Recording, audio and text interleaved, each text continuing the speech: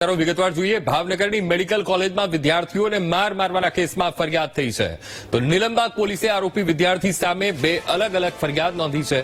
મિલન કાકલોતર, પિયુષ ચૌહાણ, નરેન ચૌધરી સામે ગુનો દાખલ કરવામાં આવ્યો છે। મન પટેલ અને અભિરાજ પરમાર સામે પણ ફરિયાદ નોંધાઈ છે। પીડિતોની બીજી ફરિયાદમાં 4 વિદ્યાર્થીને આરોપી બનાવવામાં આવ્યા છે।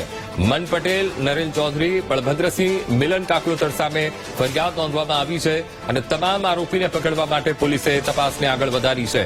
રેગિંગ કમિટીએ 4 આરોપી વિદ્યાર્થીને સસ્પેન્ડ કર્યા છે। નરેન ચૌધરી, મન પટેલ, પિયુષ ચૌહાણ અને મિલન કાકલોતરને સસ્પેન્ડ કરવામાં આવ્યા છે।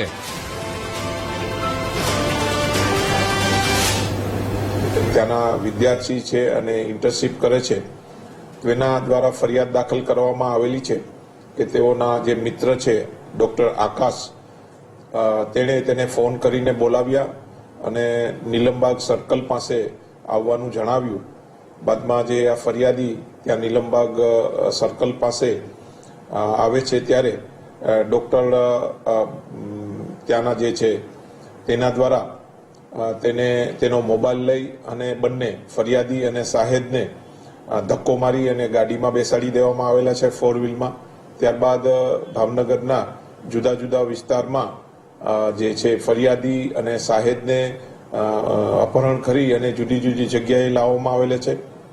આ ક્રમે જે 4 ડોક્ટર છે બલભદ્રસિંહ ગોહિલ, ડોક્ટર મન પટેલ, ડોક્ટર મિલન, ડોક્ટર પિયુષ, ડોક્ટર નરેશ ચૌધરી અને એક ડ્રાઈવર તરીકે જે જેડી અને કાનો છે, આ આરોપીઓ દ્વારા ફરિયાદી અને શાહેદોને માર મારેલા છે, બીભત્સ ગાળો દેવામાં આવેલી છે।